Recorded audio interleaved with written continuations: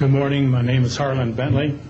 During 1957 and 1959, I was a PFC in the United States Army, stationed north of Washington, D.C. on the Nike Ajax missile base close to Albany, Maryland.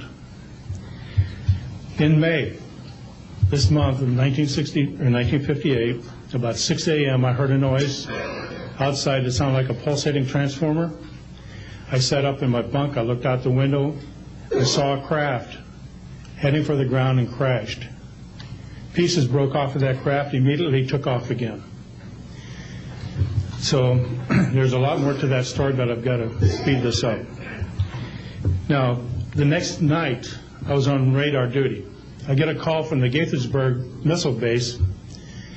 He says, hey, I got 12 to 15 UFOs outside 50 to 100 feet above me. So I asked him, I said, what does it sound like? He took his head mic off, held it out the van window, and said, here. And the same sound I heard the previous morning, except a lot more of them. So my radar was on standby, so I immediately turned it on and got the blip just outside the ground clutter. I marked it on my radar screen. And then for a few minutes later, all of a sudden they took off. As they took off, the sweep came around, hit the blip. The second, when it came around, it hit it again. That blip was 2/3 away off my radar scope. In order to get that far at a constant velocity was 17,000 miles an hour. That was my first incident. 10 years later, by this time I received a Bachelor of Science degree in electrical engineering, and I was working in California. Now, I'm sorry that all I can say is I was somewhere in California working on a classified project that had nothing to do with my experience that I had there. As I was working, and it was like 2 or 3 in the morning, California time, I heard a Houston astronaut communication link, comlink. I didn't pay much attention to it until I heard the word bogey. Of course, my ears picked up immediately. An unidentified flying object of some sort, whether it's a craft, meteorite, or whatever, was on a collision course with that module going to loop around the moon. So basically, I listened for some time, and then I stopped and went back to work. And then I heard, there they go.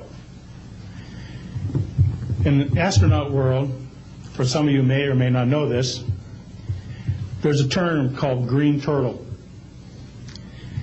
And it used to be, I don't know if it is today or not, but it used to be is you're not allowed to use profanity over the net. And the first person that does that, whoever hears it first and says green turtle, that astronaut's got to buy that man and his entire family a dinner at the most expensive place at Cape Canaveral. Well, to end this real quick, one of them said, damn, they went off, the UFOs took off. He says, damn, that was fast. And somebody yelled, green turtle. And then he said another word, a synonym to crap. And then somebody else yelled, green turtle. And you could see him grit his teeth, because now he had to buy 2 expensive meals. And my particular experience, I will testify before Congress if necessary, and explain exactly what happened. Thank you.